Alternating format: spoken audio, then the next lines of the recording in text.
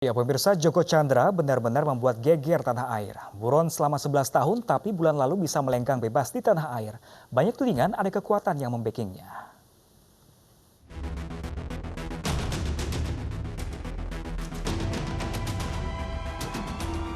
Menteri Hukum dan HAM Yasona Lauli begitu ceria ketika membawa pulang buron Kejaksaan Agung Maria Paulina Lumowa dari Serbia pekan lalu. Betapa tidak, Maria Paulina buron kelas kakap kasus pembobolan BNI 1,7 triliun rupiah. Tapi dalam hitungan hari semua berbalik.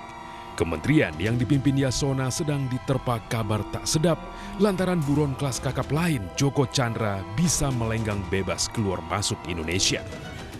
Joko Chandra buron 11 tahun di kasus pengalian hutang Bank Bali yang rugikan negara nyaris 1 triliun rupiah. Siapa punya Joko Chandra, saya nggak ada urusan dengan surat jalan itu kok. Dari siapa?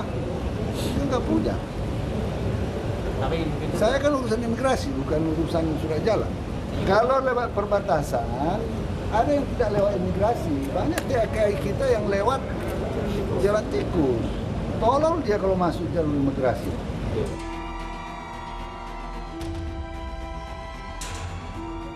Wajar Menteri Yasona tak mau dikaitkan dengan surat jalan. Pasalnya, di hari yang sama, masyarakat anti korupsi Indonesia bertandang ke Komisi 3 mempertanyakan sepucuk kertas yang katanya surat jalan dari institusi di negeri ini untuk Joker alias Joko Chandra supaya ia bisa bebas hilir mudik di tanah air. Ini kan suratnya kan, tapi ini tetap saya potong. Nah, gitu loh, kopnya saya potong. Ya, ada surat jalan, nomor gitu kan. Terus yang tanda tangan ada, ini reg-reg ini, tapi jabatannya apa, stempelnya ada gitu kan. Tapi ini isinya. Sehari sebelumnya Komisi 3 DPR terpaksa rapat dengan imigrasi karena menganggap aneh buronan Joko Chandra lolos masuk Indonesia. Makin aneh lagi saat lolos itu, Joko Chandra sempat-sempatnya membuat KTP dan paspor baru Indonesia. Kronologi ini adalah sebuah skenario supaya Pak Joko ini bisa masuk dengan aman, lolos dengan aman, dan juga meninggalkan Indonesia juga dengan aman. Dirjen Imigrasi tak mau tersudut. Ia bilang paspor baru sudah mereka tahan lagi lewat kuasa hukum Joko Chandra. Kan dikembalikan nggak dicap keluar. Yang ditarik itu. Hah? Ditarik. Kami tarik. Melalui pengacara dikirim. Dan ini nggak dicap. Berarti dia nggak ada di pelintasan formal kami.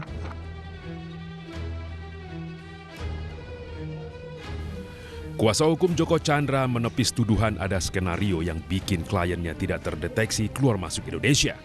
Bagi dia, isu ini sengaja dibuat besar karena ada pihak menunggangi. Itu tadi dugaan-dugaan saja kan. Pertanyaan itu kan sudah dijawab oleh kementerian dengan sesuai dengan aturan. Ya jadi kementerian punya kewenangan menyampaikan apa aturan.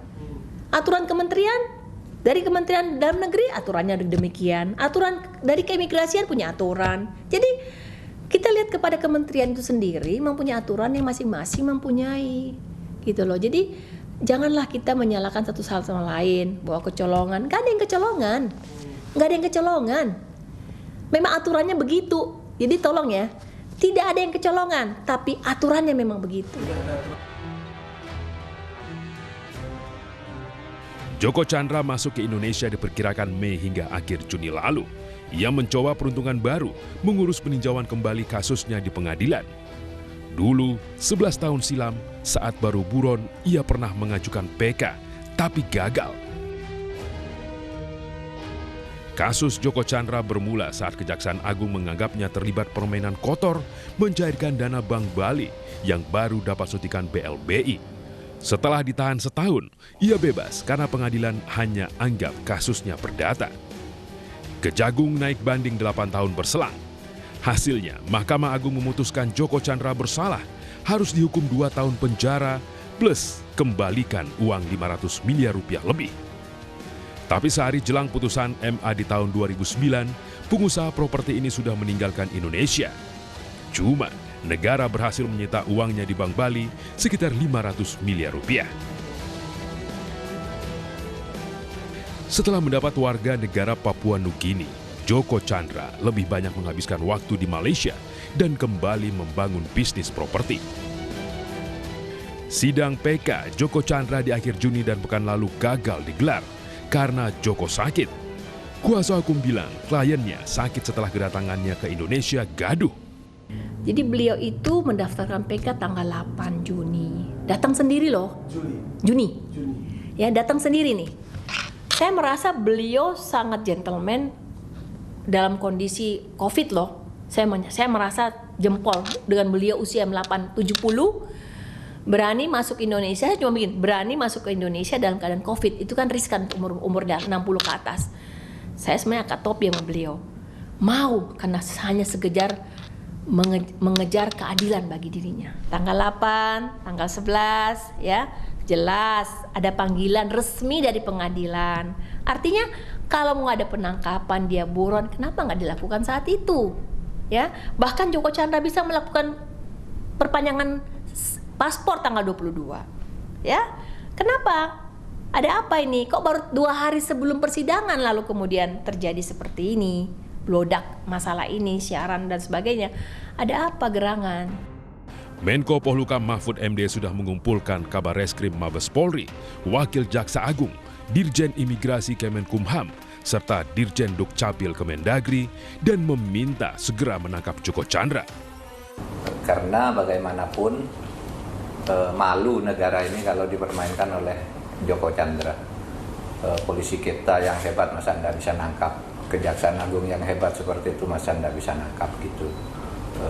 Itu kan sebenarnya dari sudah saya bicara dengan para ahlinya itu kan soal sepele kalau bagi polisi maupun bagi Kejaksaan Agung kalau mau gitu menangkap orang yang begitu gitu, gampang ngendusnya gitu. Sehingga kalau tidak bisa ya keterlaluan lah gitu. Saat ini, kuasa hukum mengaku sedang membujuk Joko Chandra hadir di sidang PK selanjutnya, Senin pekan depan 20 Juli 2020.